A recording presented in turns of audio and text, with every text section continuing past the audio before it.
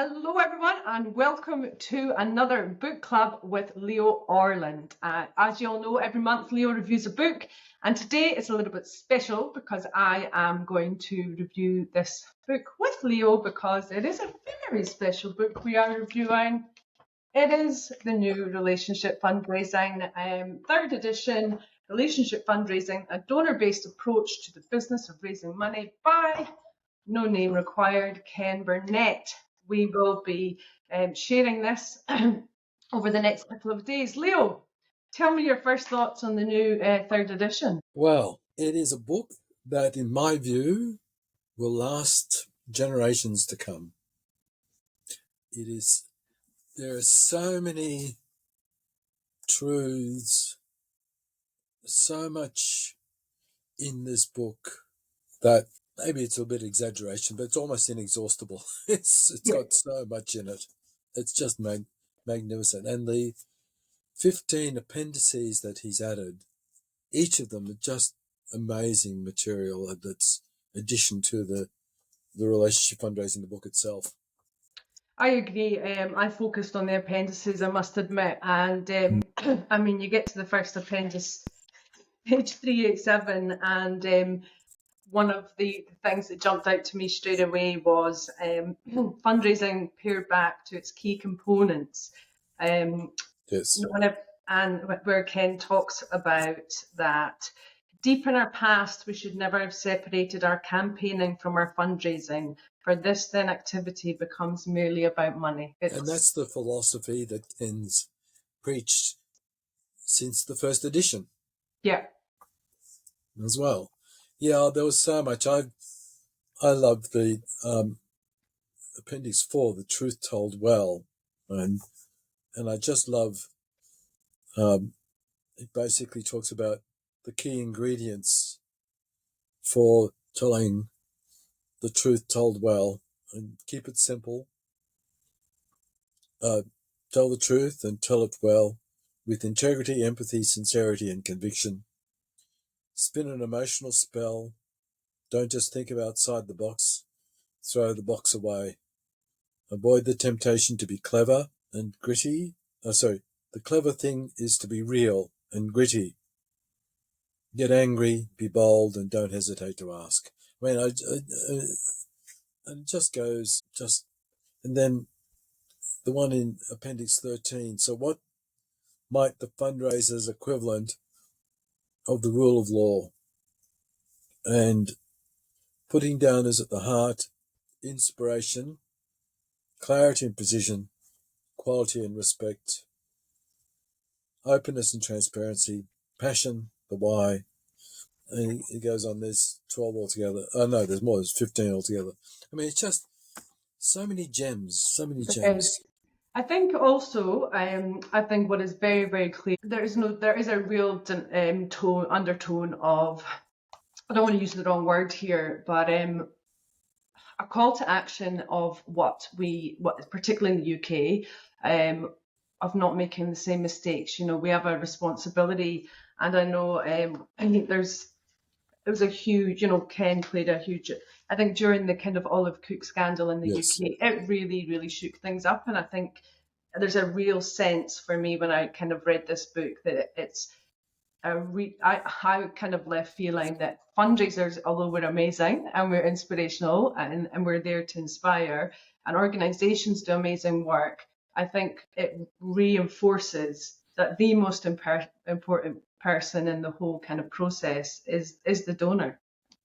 Well, yes, and also the thing I like about the name relationship, it's about the relationship, and relationships are a two-way thing. Yeah.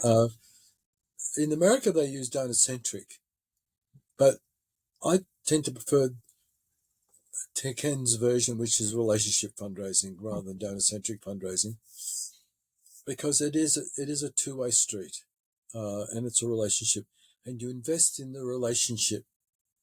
Any relationship, whether it's a marriage or whatever it is, it's investing in the relationship, and you don't damage it.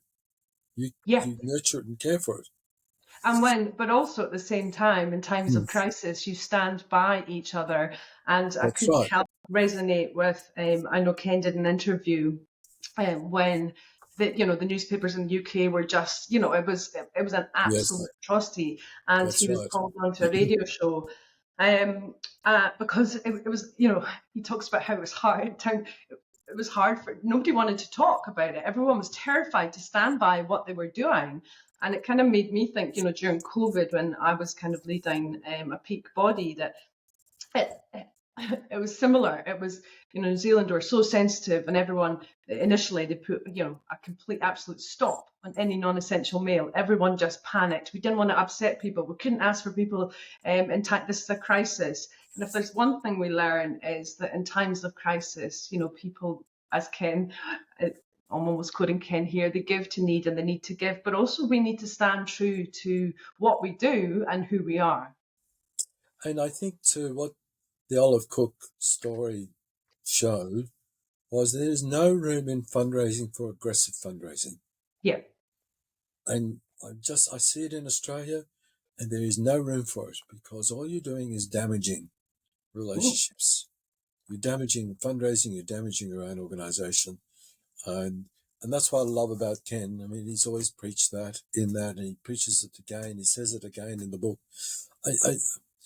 I personally don't understand why any fundraiser does not have this book in their library and refer to it. It just beggars my mind why somebody would not have this book there. For me, it's like, I got to be careful what I say here. It's like it's the guide to best practice fundraising, in my view. It is the guide. It's the Bible of fundraising. I was going to say that, but no, And we're not Michelle. religious into it, but as we can analogize. I didn't want to go that far, but Then yes. that means Ken's God. Well, it could be the Quran, or it could be, no, careful. Oh God, I'm really stuffing things up here. But yeah, it is a neat textbook, just full of genuine truths, genuine philosophy, a way of thinking. And and Ken has always talked about in relationship fundraising, it's not a set of rules, it's a set of thinking. It's a way of Yes. thinking. It's a philosophy. Yeah, there's one I need to bring out that reminded me too. I've got so many notes here, and it's when, one really simple one on page 425, don't just ask people to donate, but it's also about targets, and I can't remember where this is, that as soon as targets are super important to fundraisers, of course they are, but you have to, here we go, this is an appendix on page 47, use and relate to targets. The use and how we relate to them is of great importance. But of course, we need to have targets. But if a donor thinks you are just trying to achieve your target, that it's It's manipulation. Yes, but if they think a fundraiser is preoccupied with achieving his or her target is the main reason he or she is talking to them, the chances of success for that fundraiser will become vanishingly small. And I suppose I've believed in this long time. I first came across this in 1995 with Ken's first book, and I'm a passionate believer. And it just breaks my heart when I see fundraisers not understanding and not following this approach to fundraising, because it's damaging all of us. Yeah, and I think for me, it's instinctual. You're right. It's a thought, isn't it? It's how we approach what we do. It's not how. It's. I agree with you. It's a book that absolutely everyone needs to read. It absolutely is. Any kind of other standouts for you, Leo? Well, talking about read, that's the other great thing about for me. It's an easy book to read. Yeah. Ken writes in such a lovely style book, even though, yes, it's a very long book, very heavy book. It's good for morning exercise. But gee whiz, it's just so full of insights and principles, and I had no problem reading it in terms of it's such an easy read.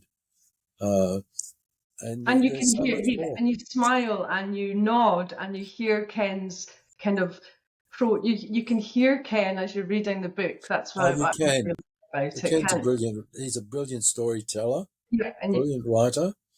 And I've got to say, one of the things that I enjoyed so much, and it's more from my perspective, is that he articulates so well what I feel in myself, yeah. and he articulates it there. So I just go, amen, brother. Do you know what? I know that when I know Ken will love this review, and I know that Ken would love the opportunity, and I'm sure he will, to let you, Leo, know of how much he enjoyed this book review. I can imagine that much will be true. Yep, and if you don't have the book, order it now, and have it on your shelf, and refer to it on a regular basis. Every fundraiser who believes in honest, real, truthful fundraising should have this book. I absolutely, absolutely agree. It is a wonderful book. And I know Lachlan has been sitting here as a producer too. He was like, I want to hear about this book, and hear about the book and the review that is coming out. And I am sure Ken will love this. Like I said, it is a book that everyone needs to get. You can get it from the publishers, and of course we had Corey and Precision have been involved in printing some of the Australian copies. I just want to wrap up with one more comment from me that I think was really important is the commitment, satisfaction, and trust. How important those things are to the loyalty really stood out for me. The donor loyalty section was a really wonderful chapter as well in the appendices. Yes. The problem then too is that God, you can't just pick out one chapter. Just every chapter is so good, so precious. Yeah, absolutely. I am just checking the tech. 2 seconds, Leo. And Leo, can you tell me when you first bought this book? I got it in 1990. Which one? The third edition or the first edition? You had the very first edition, yeah? Oh, yeah, I got the first edition in 1995. And Ken was out in Australia and I got him to sign the book.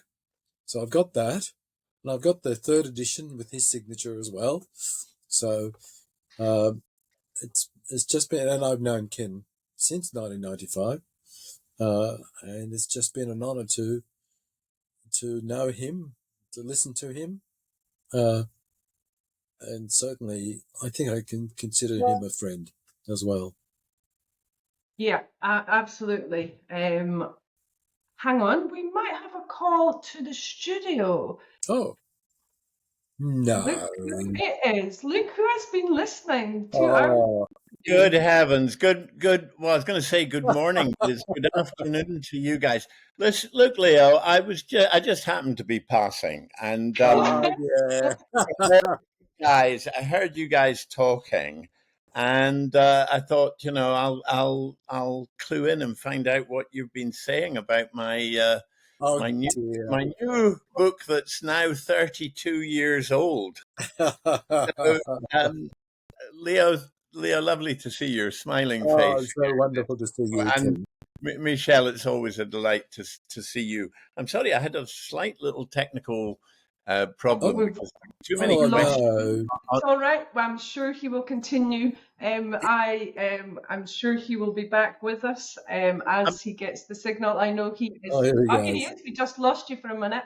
Did you lose me for a minute? Well, I'm back. But listen, I wanted to ask Leo a question. I've got a few questions actually, and just referring to something that you said, Leo, which is that it's a very big book. And unkindly, some people particularly in North America, people like Harvey McKinnon and Nick Allen have been saying that it's really got additional uses to the kind that you were discussing. You can use it to hold open a door.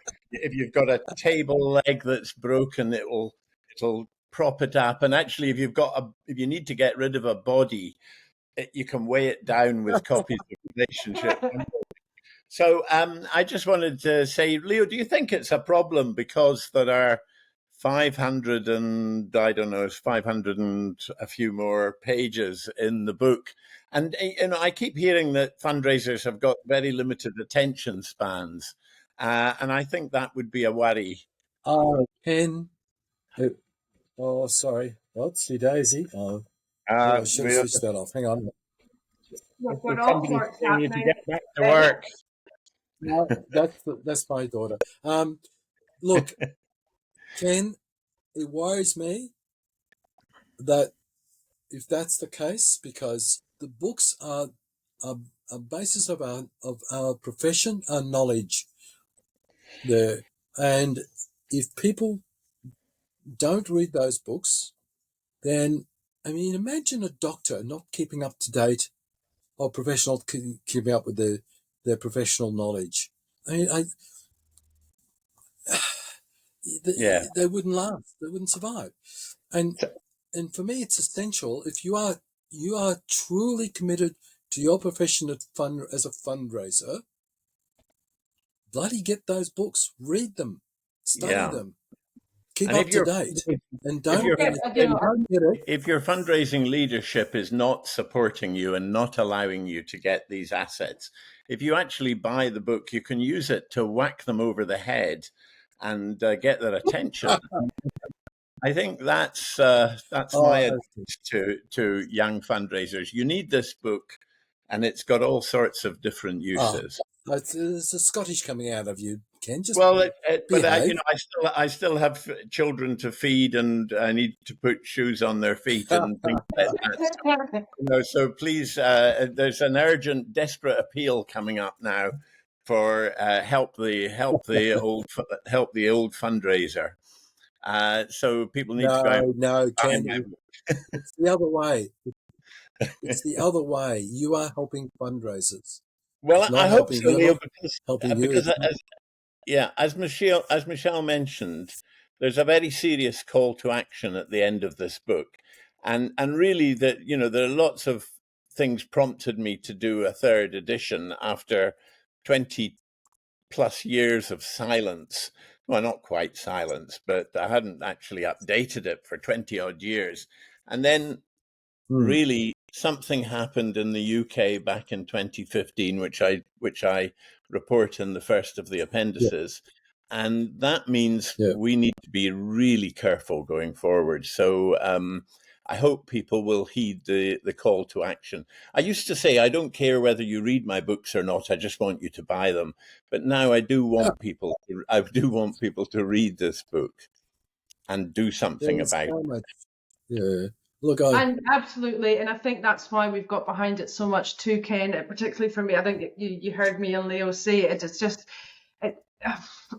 you've been fantastic, Michelle. I think I should put you on commission. I think when you believe in something and you're passionate about something so much, that's our job, isn't it? To inspire through what we're passionate about, and this model, this book, this way of fundraising, I am more passionate about than probably the actual causes. So, Ken, it's been a delight to have you pop in with us this morning. I know it was a struggle there, and I've got my special T-shirt on. I don't know if you notice, it's fish because it's raining cats and dogs here. It's we've had really wonderful kind of like almost Australian weather. It's wonderful without the Australians. We've got the weather, but now it's started to torrential rain. So I got my fish shirt on. And it's lovely very early for you. And yes, that's right. I've actually been partying all night because I was at a 20-year-old boy's birthday party last night, and I haven't really had much sleep for days. It's awesome. And look, I know this was a surprise for Leo, and I was trying to fill in some time because I was like, where is Ken? He should be calling. And Leo must have been saying, what is Michelle doing? I was wondering what was going on.